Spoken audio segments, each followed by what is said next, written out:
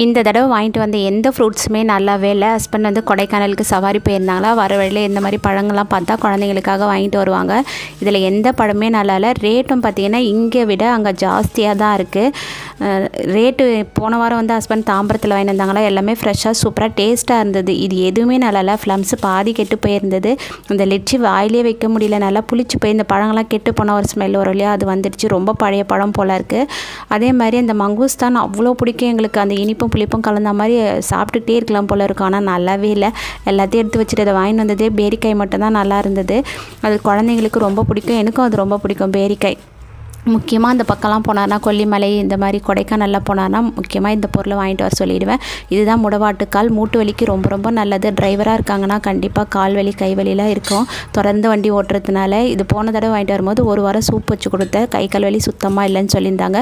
இந்த தடவை கொஞ்சம் ஜாஸ்தியாகவே வாங்கிட்டு வர சொல்லியிருந்தேன்.